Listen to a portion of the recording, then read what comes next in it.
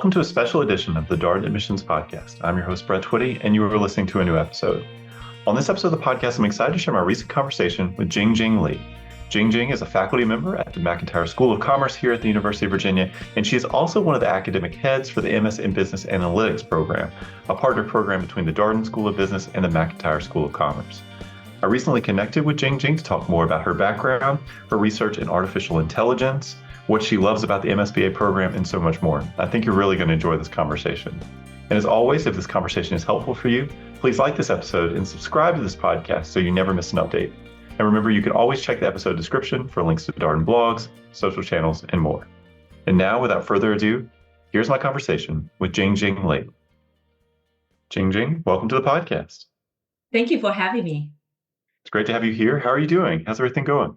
Very good. Yeah, things get started. I'm teaching undergraduate two classes this semester about foundations of machine learning and AI.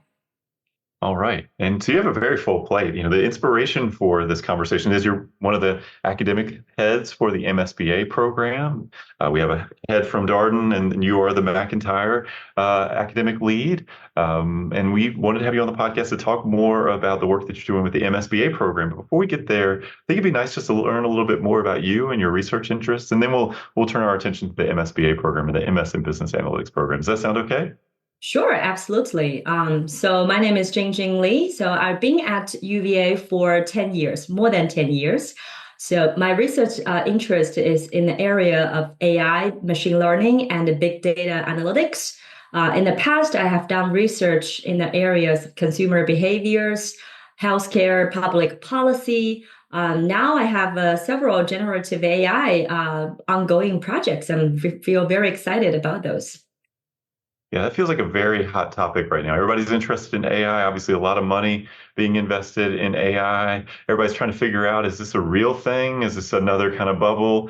I assume you have some thoughts on that. Yeah, I have to say that I'm very fortunate and very lucky this time, because when I started this research interest about 15 years ago, AI was not that hot, right? At that time, it's many other things like statistics and statistic machine learning is very hot. So I guess one takeaway is that just to stick to your passion, and if you wait for long enough, and you're gonna actually embrace your spring. So now it's the spring of my career. So essentially, I got a lot of questions. I attended many conferences, got invited to give speeches about AI. So my thoughts on that is, I would say the AI first strategy, right? So if you have any things in doubt, the best thing to learn is actually put your hands on and learn firsthand experiences. So imagine like in your work or even in your personal life, right? If you have any questions or any doubts about how to accomplish that, maybe think about, can I use maybe Gen AI or AI to accomplish that? Give it a try, right? So I'll give you an example. So as a mom of a 2-year-old and 5-year-old, so every day, one challenge I have to face is what to cook for them, right? Because, for those little kids, their tastes are very hard to predict. However, I also want to make sure they get nutrition. So therefore, I just ask ChatGPT, right? So this is a history. They know like what I have cooked in the past, and then ask them to generate some recipe that contains tofu or high in fibers or high in carb, and what are the recipes they can generate for me. And then based from that, I can start thinking about brainstorm some new ideas. Yeah. Yeah, it's interesting. ChatGPT has those commercials now that are also on television about the many ways that you can use ChatGPT to enhance your life. I think just to kind of suggest, AI can be frightening, can be scary to folks, but these kind of practical applications, I think, make it feel much more accessible and maybe even friendlier to people. Yeah, and I totally understand and respect people have very different opinions about AI. And I think our society, we should have diverse perspective. It's going to be very dangerous if everybody say like we need to embrace AI, right? However, before that, I would suggest that even if you have your own school of thoughts, but the first thing to defend your thoughts is actually to use it. right? And then you can have a deeper contextualized knowledge. And then you can actually really think about, do you want to withhold your perspective or you want to be a little bit more open-ended or flexible? But I feel like no matter what kind of attitudes you are, like AI fascination, AI anxiety, or AI hate, you're going to have to experience that and use that before you withhold your perspective. I appreciate those points. I mean, what's interesting to hear your story. So you got interested in artificial intelligence, maybe 15 years ago is when you really started this work. It does feel like a lot of AI and Gen AI, conversation has really accelerated over the past 2 or 3 years with ChatGPT and other sort of technologies coming kind of into the mainstream. But this work has been going on for a long time. So what changed? Why now? Why is there so much energy around these topics now? That's a very good question. I would say the history of AI is as long as the history of computers, right? Ever since the 1950s, people start to think about, can I use computer to do some intelligent things that human can do, right? And then at that time, so in my perspective, we can categorize human intelligence into 3 layers. The first layer is that you will be able to interact with the world. So that's why you see many AI applications are natural language processing, right? How do you converse with other people, or computer vision? Can you see the world, right? And the second level is you need to be able to do reasoning and planning. So basically, the computer needs to learn certain set of rules and accomplish something and make decisions. And the highest layer, in my opinion, is learning and adaptation. So basically, you can just learn and acquire knowledge autonomously, right? You don't need any instructions. You don't need any external intervention. So I would say that early AI applications a lot focus on natural language processing, computer vision, reasoning, and planning. Specific to reasoning and planning, the early technologies are rule-based AI. So essentially, like, for example, you interview doctors and to extract the rules behind their diagnosis, and then you build a system around that. But then people soon realize that you cannot create a comprehensive set of rules because many rules are fuzzy, right? There are a lot of gray areas. And also, like, the number of rules is actually massive. Like, you can't like fit this number of rules into the computer. So then that's why people turn to that data-driven techniques in the 1980s. So they say, like, because data actually encode people behaviors or actions or perceptions. So can we learn these rules from the data rather than we craft the rules beforehand?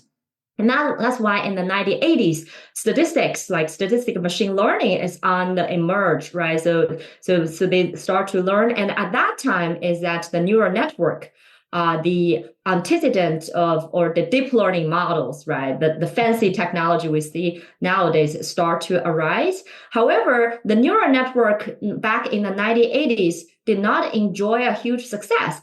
So then I want to point to your question. That is because we have limited data, and more importantly, we have a limited computing power back then in the 1980s and 1990s. And then, so the neural network, the idea is that they look at the structure of our human brains, right? Human brain, you can consider it as a huge network. So we have these neurons, those are cells, and then they communicate with each other using the edges we call synapses. So then they say, like, we can actually, within the computer world, we can build such a network. But back in 1980s, we just didn't have the capability to build such a gigantic neural network. However, in the 2010s, and people kind of revisit that problem because at that time, right? Have you heard about, maybe you heard about the Moore's law, right? The computing power doubles in every 18 months, right? So we feel like we have reached the point that we have enough computing power and we recorded a lot of data from human behavior. And then people revisit that question in the early like 2000 or 2010, and they found that suddenly this type of algorithm, neural network, now we call that deep learning, they surpass a lot of the existing benchmarks. And that's why like AI nowadays come to the mainstream. So I feel like what has changed is the computing power and data. You have to reach a tipping point before you start to realize that, oh, these kind of methods can really represent human intelligence.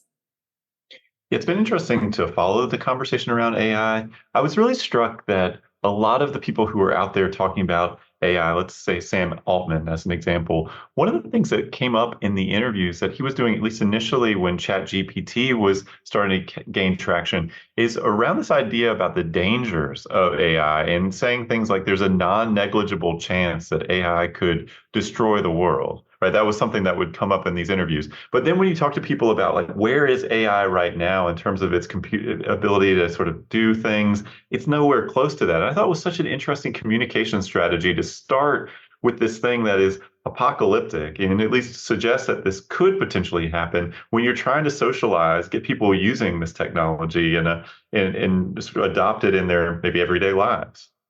Yeah, I totally agree with you. So there are three godfathers who won the Turing Award, right, for their accomplishment on AI and deep learning models. So specifically, Jeff Hinton.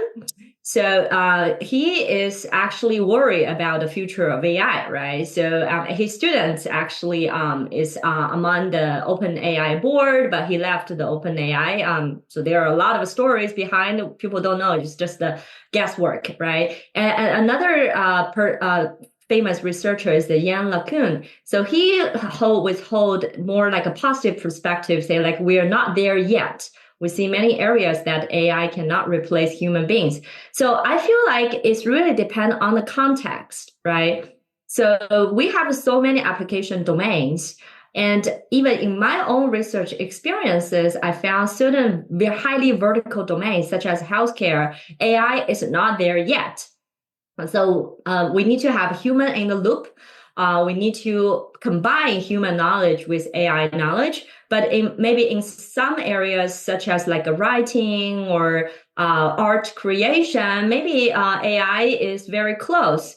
But I would say that it's really also dependent on your definition of AI. Do you see AI as an umbrella term for super intelligence? Right? If you consider that, I would say we're not there yet because we still have many, many application areas. AI is not there yet. But if you think AI is like a context application specific, I would say there are mixed answers, right? Some are even better than humans, such as like the AlphaGo, right? Many years ago, already 2016, AlphaGo defeat the world champions in this type of context. So again, back to my original AI first strategy. I feel like even many like AI researchers, they don't know what is a boundary. So that's why we want to open these AI products to the public domain, right? We invite everybody in the world to experiment on AI. And actually this use of AI going to continuously augment our understanding of AI, augment and extend our understanding about AI. So then we can really know like where is AI now? Yeah, I think your point about boundaries is really interesting because there's this conversation that's really started to pick up around regulation too. About right now, it seems like it's mostly companies putting restrictions on how people can use these platforms and technologies. The regulatory environment is these are novel technologies, new technologies. The regulatory environment hasn't quite caught up. Do you feel like the regulatory environment can catch up? Because it's always this tension between regulation and innovation. It feels like these two things can be potentially at odds with each other. So how do you feel about that particular topic?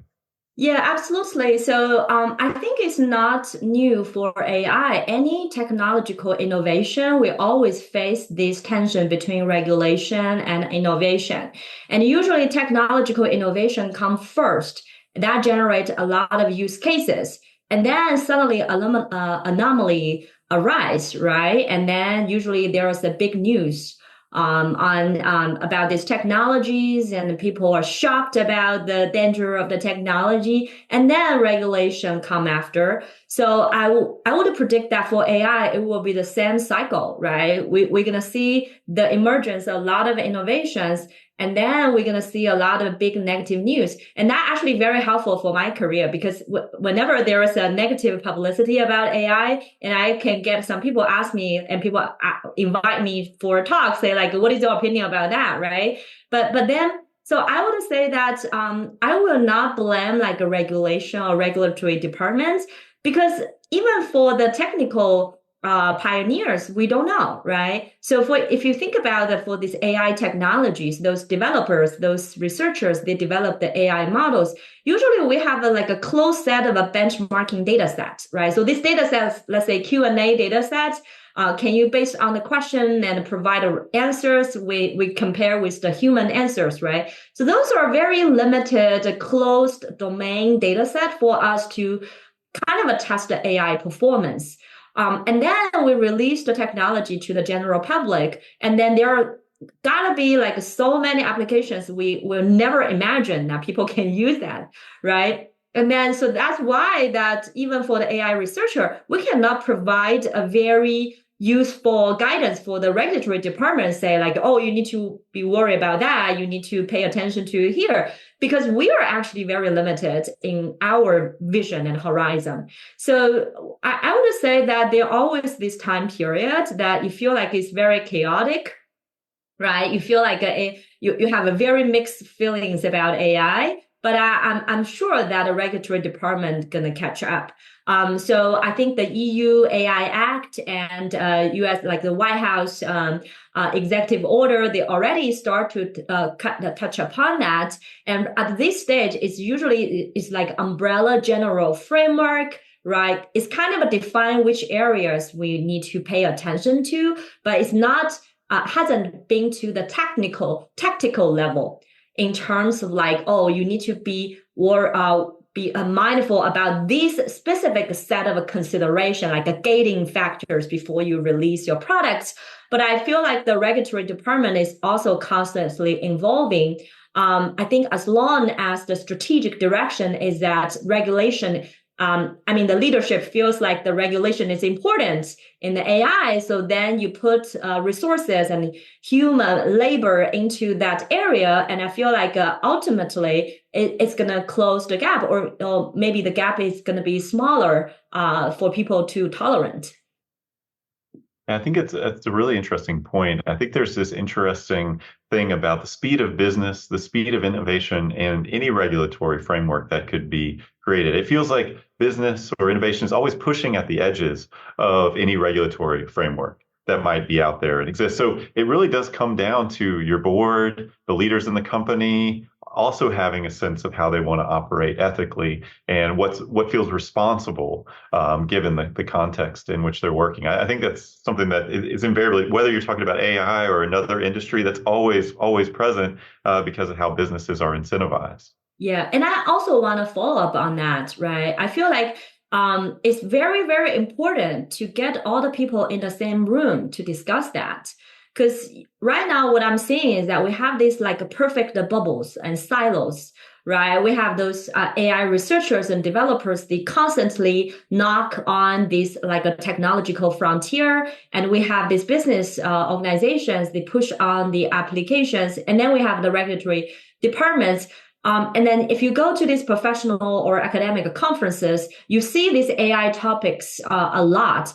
But it's very rare for me to see that we have legislation, regulatory department, practitioners, and academics. They sit in the same room and then they talk in a fashion that each other can understand with each other. And then, so I feel like having all the people, all hands on the table is very important to speed up the regulatory efforts. So I think if I'm any like AI leaderships, you need to actually thinking about all the stakeholders to put them together. Otherwise, it's like because regulatory framework is highly comprehensive, interdisciplinary, transdisciplinary. Right. You will not have a good framework without the help of researchers, without the help of the users.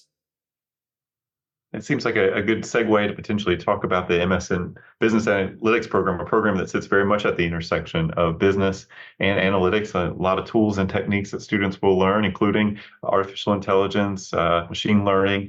So I want to talk about, you've been teaching in this program for a number of years. You're now a leader of the program, but let's talk about your work just teaching in the program. You traditionally led Module 4. There's 5 modules in this program. It's a year-long program. What was Module 4 all about, or what is Module 4 all about?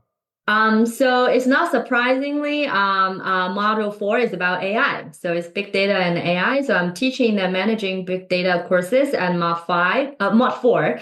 For that, I'm basically showcase, for many of the AI applications, we are dealing with unstructured data, right? Meaning that we are not only dealing with numbers, but we're dealing with text and images and audios and videos. And with that type of data, how can you successfully manage those data, store, and make sure that the data access control, the privacy, everything is accounted for. So that's what I'm teaching. But as a Mod 4 coordinator, I'm also in charge of designing a mod project that bring all the courses that were taught in that mod together. So the project I focus on in the past few years is building an AI product for the healthcare domain. Because during that mod, we have managing big data courses, which I'm teaching, and also the AI course, like the deep learning and AI, highly technical Python type of courses. And we also have a product management courses. And I feel like this is a perfect triangle of those three factors for the AI product. Because for AI product, first of all, it's actually we don't start with technology. We don't start with models or data. We actually start with an idea, right? Can you identify a useful problem to solve, or like a interesting ideas, right? So basically the ideas behind the products. So the students, and then specifically to that project, I introduced the problem to them. It's related to one of my research is the adverse drug reactions. So thinking about in the ICU unit, the patients have comorbidities. They have multiple types of diseases, right? And then the nurses and doctors, and nurses usually at the front line to see the reactions of patients, and doctors prescribe medicines. And then without enough data, right, it's very hard to predict what kind of adverse drug reactions this patient may have, right? So, and then another problem for adverse drug reaction is that, so FDA has a full, very rigorous process to monitor, to make sure that before the drug released to the market, they have gone through multiple trials. And after however, the trials, usually they have to sample participants, sample patients, right? They do like A/B testing type of things to understand the treatment effect, efficacy of these drugs. But that is limited. Because you have to rely on a sample of people. What if you cannot recruit enough people from a certain demographic segments? Then you're going to cause unintended adverse drug reaction. So that's why after the drug were released to the market, FDA constantly do post-market surveillance, right? To basically understand like what are the potential unintended, untested adverse drug reactions. The existing mechanism is that they rely on self-report from doctors and patients, right? But imagine that our medical professionals, they're working around the clock. So usually their incentive to report is low. And then for the patient, even though they like to report, but if you actually look at the reporting system, it's multiple pages with a lot of technical jargons, right? So many patients may give up midway because they just can't understand these like the long jargons about the medical domain. So essentially, I present this problem to students, say, can we use AI and data to solve this problem, right? So let them brainstorm. And then the students say like, actually, you know what? Instead of like I report to the FDA system, I'm going to complain to my family and friends, say like, I took this medicine on depression, but that makes me even more depressed. Right. So that's kind of a description of adverse drug reaction. And people can also go to social media. They tweet about this drug, say like, oh, I don't like this drug. I don't trust this drug. Or they can go to the medical forums, right, to find some patient support group and to discuss different treatment options. So then we have this idea, say, can we use AI models to extract these signals from this massive amount of user-generated data on social media, forums, or etc. So that's basically the mod project. And then, however, they actually need to have a good product idea. If you do not have a self-discipline, you don't have a good product design experiences, you can go unlimited about the potentials. Then you will not be able to finish a project within 2 months, right? So that's why we need to bring the product development product management ideas into this mod. And then the next thing is that before you even create an AI model, you actually need to know which data to collect and how to store them, right? So if you connect to back what I said is like social media data, those are unstructured data. So that's why my course naturally contribute to this project. So they have to design a data collection and a storage management pipeline. And finally, they need to implement these AI models to extract these signals, right? So that's basically the mod project. But when I design this project, I make sure that those 3 courses and 3 factors, they are integrated to each other, right? You cannot just simply divide your team, say you are the product person, I'm the AI person, I'm the data person. Actually, you have to be all 3, but maybe you have a relative different focus, right, during this process of the project. Thank you for sharing all of that. I know some of our listeners may be listening to this and saying, wait, I don't have background in any of these things. I've never done anything with artificial intelligence.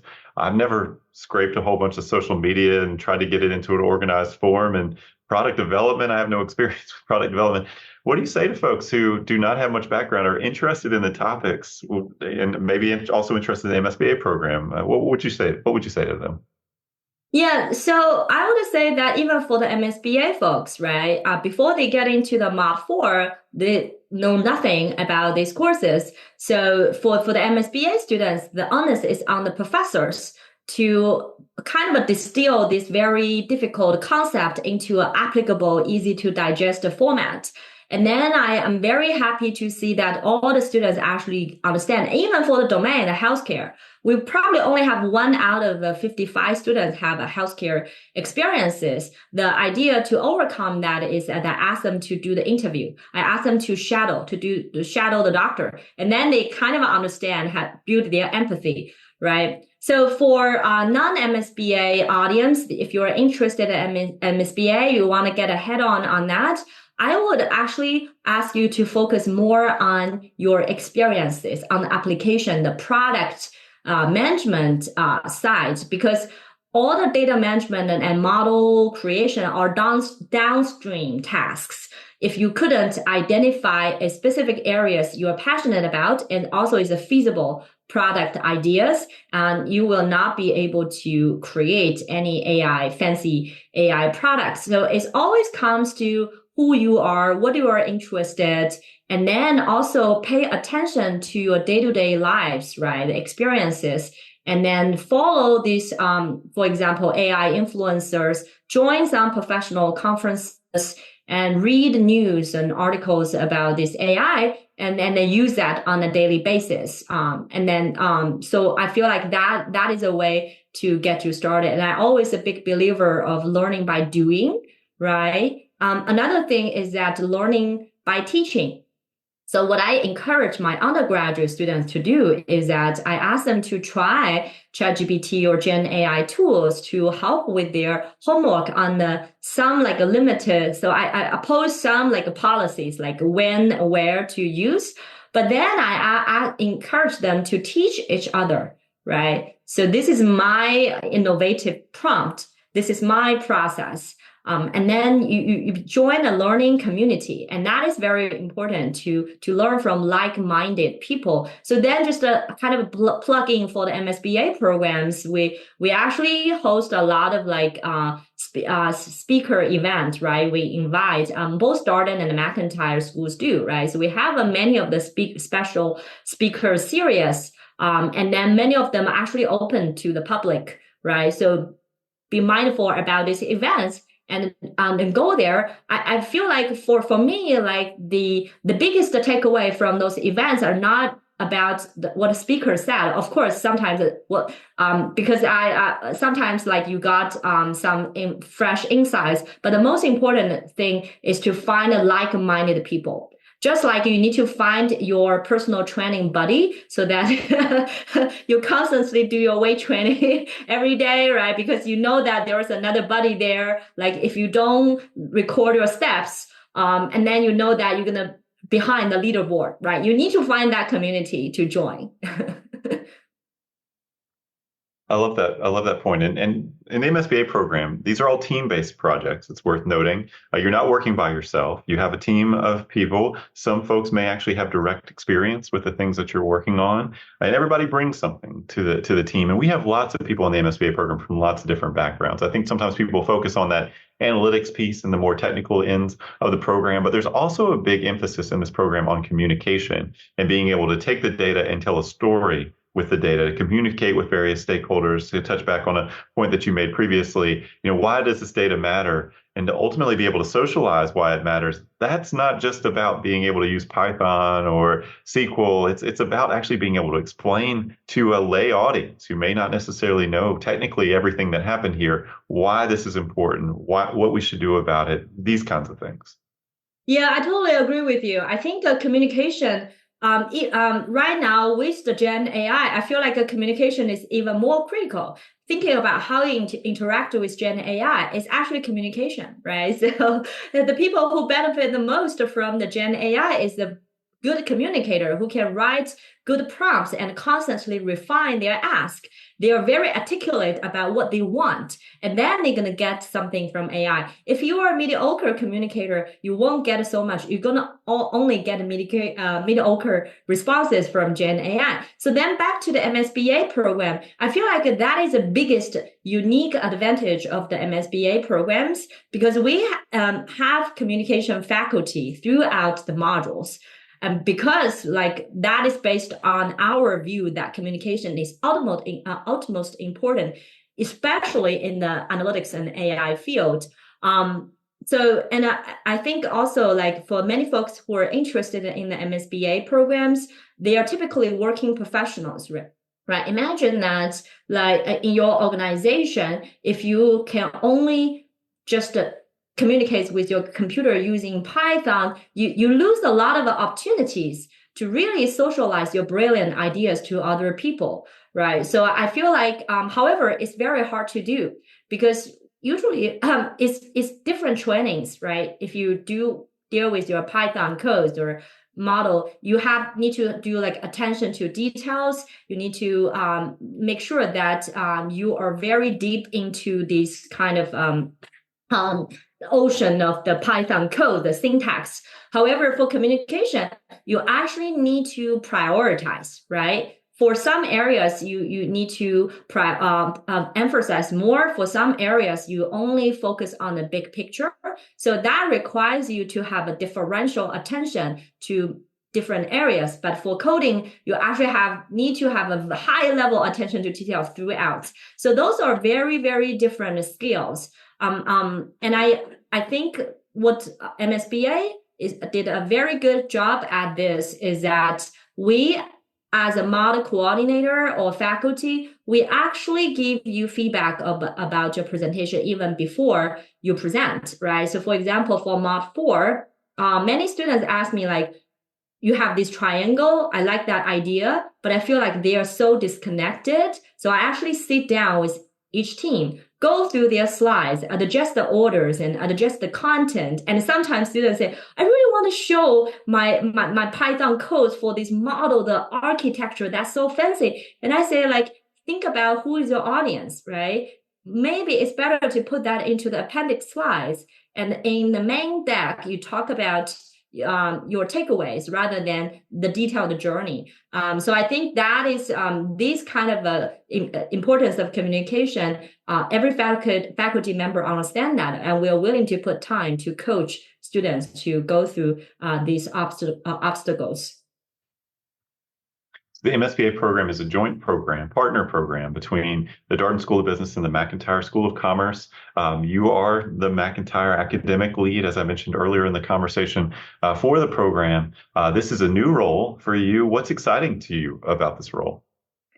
What I'm mostly excited about this program is actually this is a good timing to really think about our curriculum, right? So how can you continuously stay up to date with this Gen AI or AI trends, right? So so the first thing I did is that I'm For the Mod 1 residency in Charlottesville, I organized a Gen AI panel. So I invite those speakers. So one is Mark Polyak from Ipsos. He's a global data management, the head of global data management. And then Patrick Higgins, he's a partner as Willow Tree. So both companies are the frontier of the Gen AI applications. So what I'm thinking the most exciting is that I actually want to expose my students to this latest trends early on in the MSBA program. And then I use that as a way to collect their feedback. And then throughout these years, the students may go to faculty and say, oh, I want to see more of this content. Or I feel like I need to concentrate more on my communication, right? So I feel like this plant a seed to the students to highlight the importance of this Gen AI. And then throughout the year, we can continue with this communication. Then that's help us to reflect like what courses needs to keep, what courses need to be ditched, and what courses we can explore some new learning objectives because of these new AI technologies. Obviously, AI is going to continue to evolve. It's going to change. How do you keep the MSBA program current with something that's moving this quickly, changing this rapidly? Yeah, so I think like we are very fortunate to have these faculty members. They really have a growth mindset. They are not afraid of change a significant portion of their curriculum even on a yearly basis, right? At least I know like in my Mod 4, like all of the faculties are willing to change and adapt.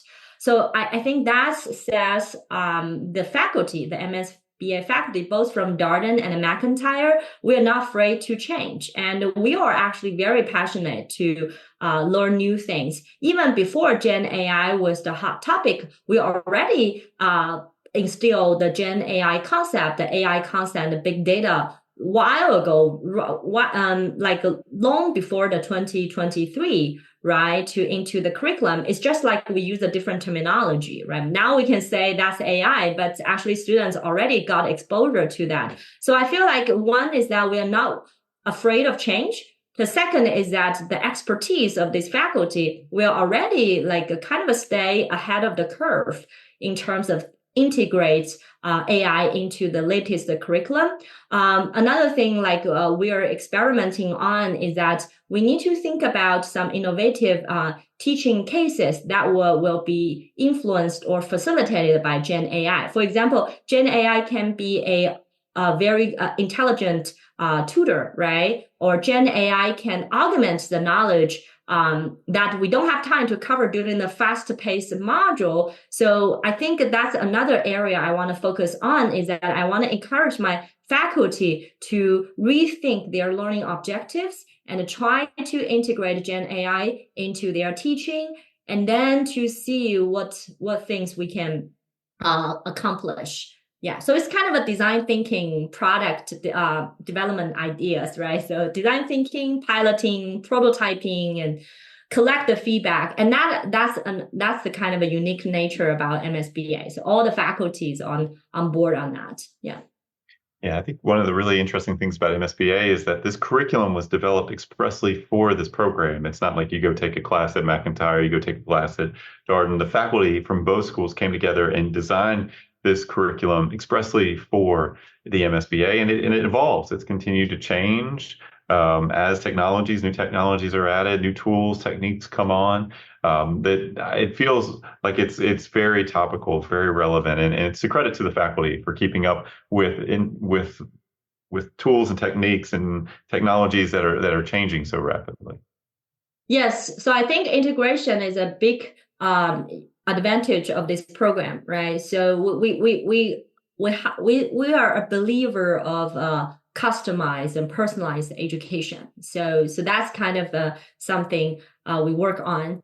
Another thing is that we focus a lot on the feedback, right? So at the end of each mod, we're going to give them very comprehensive feedback for their project, qualitative, quantitative feedback. And we're going to write the grading memos for every single student, like a 3-page memo, all the way to as details as like for this particular assignment, what is your performance? And we believe that you need to work on this area, highly personalized. And we believe that if you keep this communication channel open, you give feedback to students, and students also give back feedback to you. And that is actually the forces for us to continuously drive the innovation for the MSBA program.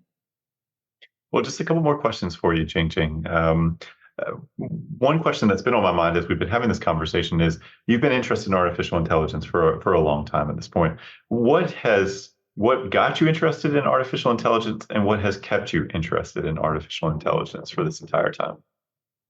So initially, I was interested in AI because I'm interested in the text data. So when I did a project in my undergraduate years, and we want to build a knowledge expert system to extract insight from large scale publications, right? And before, what I all learned is how to deal with numerical data. So then when I face this textual data and I don't know what to do, and that's why I seek my PhD in the US, Colorado Boulder, they have a very strong NLP department. And then I learned all the techniques, history about NLP. And then now, so throughout the years, I developed and published a lot of NLP AI algorithms and models and applied them to many different areas. And now, 15 years later, what still keep me interested is in the applications, because I feel like, okay, once I develop a highly innovative algorithms, its use across different domains are still very uncertain. And as one area I'm especially interested is healthcare, because I really want to use this technology to solve societal problems, societal challenges. Of course, business problems are very important, but healthcare really touches my heart. And then if you think about healthcare, they have a different formats of data, right? Text and images and videos and audios and numerical data. And also it's both an art and a science, right? For the science part, everybody know, but it's also an art. It's a communication between doctors and patients and nurses and multiple stakeholders. Your wellness outcome is not purely driven on what medicine or treatment you're on. It's also, we found in the literature that trust in doctors is one of the most important predictor for your wellness outcome. So it's the empathy or relationship management with doctors. And then with that being said, if you only treat AI as a killer technology, you will never accomplish the desired outcomes in healthcare, because you really want to make sure that AI understand the ethics, the regulations, the privacies, as well as the needed relationship maintain or management between different stakeholders. So basically, you need to have an AI technology that is very warm, kind, and friendly. So that's why it keeps me very interested. Is on the one hand, AI need to perform. On the other hand, AI need to be empathetic, warm, and friendly, kind. How can you do that? So it is an unresolved problem. I love all those points, and thank you for sharing that. It's clear you have a lot of passion for AI. One thing I want to call out from your bio, which folks may find on the McIntyre website if they're curious about reading a little bit more about your background, is that you also worked at Microsoft for a while before coming to the University of Virginia. You want to share a little bit more about the work that you did there? I think people might find it interesting. Yeah. So I actually joined the Microsoft intern program in my fourth year as a PhD student, right? So back then, I spent a wonderful 3 months in Seattle. That's the most beautiful months, like May to August, no rain. And then I got the full-time offer after I graduated. So they actually waited for 1 year for me to graduate so that I can be a full-time employee at Microsoft. At Microsoft, we develop large-scale machine learning projects such as Xbox One. So Xbox One was released 2013 November. I was the data scientist team behind that Xbox One release. So we work around the clocks to make sure that the Xbox One actually have a lot of AI functionality, such as we have kind of a conversation in agents. You can talk to the Xbox One and ask Xbox One to recommend some games and movies and songs to you. So that's related to speech recognition and also recommendation system, etc. And many other projects work on like a Bing search engine and Windows Phone Cortana app.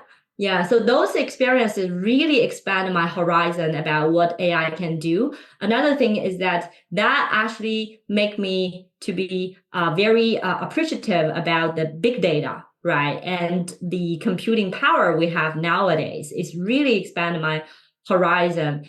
And then because of that experiences, I was trying to think about that not only AI can build these cool products with billions of users. I think AI can also solve societal problems. And just like I said, I'm really interested in healthcare or at public policy, right? So I also study, like, for example, during COVID, what kind of public policy will be good, right, related to health outcome, etc.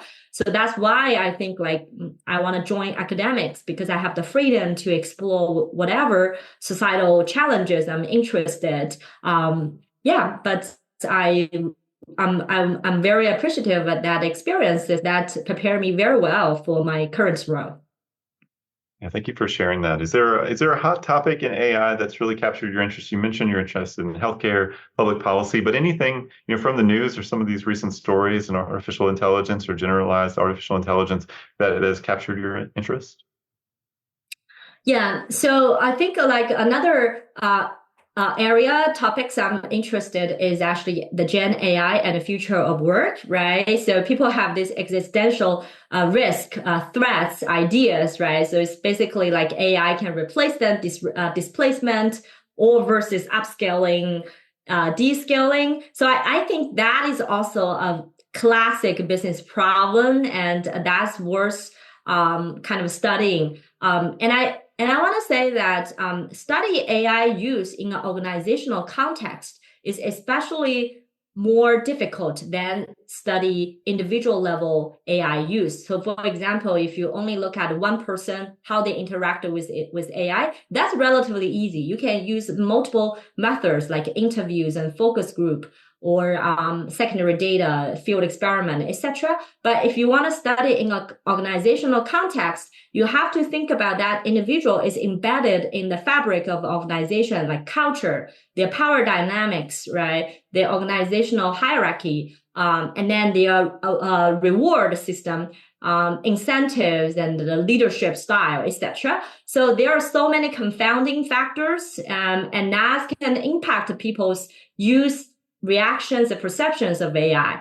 And then I feel like we see a lot of differential outcomes, right?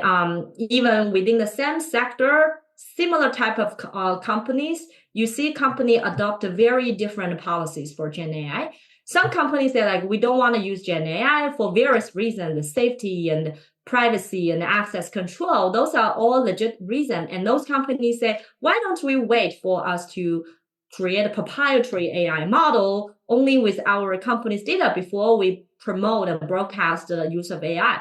And some company, even within the same type of genre, say like, okay, I encourage my employees to use AI and then share your innovative use, right? So you see this fascinating contrast. And right now we don't know who is right. And then what are the outcomes, right? For example, for the company who promote Gen AI use, once they found that Gen AI can actually increase the productivity by 100%, and then they can actually cut the labor force by half, right? What would they do? So there are a lot of unanswered questions. However, as a researcher for myself, I feel like it's very hard to get into the organization, to get the access, right? Because you really need to kind of sit there, you are touching with their company's proprietary and sensitive data. So I feel like that is a fascinating area. So right now I'm contemplating a research project that I want to look at how Gen AI is used in hospitals among medical professionals, and then to see like how the medical professional use Gen AI, for example, for their medical notes taking, right? And then how what are the what are their experiences and what are patients' experiences, and how would that vary by the culture and leadership style and organizational structure of that particular hospital. So I feel like those are very, very fascinating ideas I want to focus on. Yeah.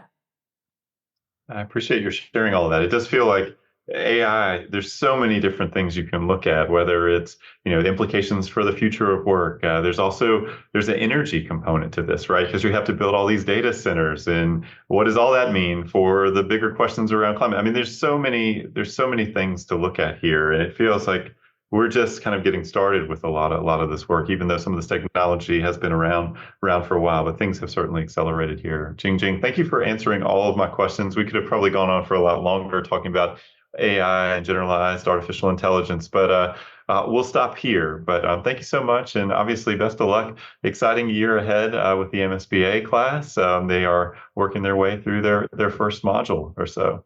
Yeah, and I just want to conclude with one last sentence, right? For prospective MSBA students, right? As I said, there are so many exciting opportunities about AI. One of the important thing to do is to find like-minded people. And I feel like MSBA is such a learning community because we faculty, we're experts in AI, we're passionate about AI, and we also are not afraid of introduce AI into the classroom. And then because of this passion, I feel like your MSBA students gonna also have that kind of passion. So this is the right time to join some learning programs like that to really, really, really fresh and upskill your AI knowledge.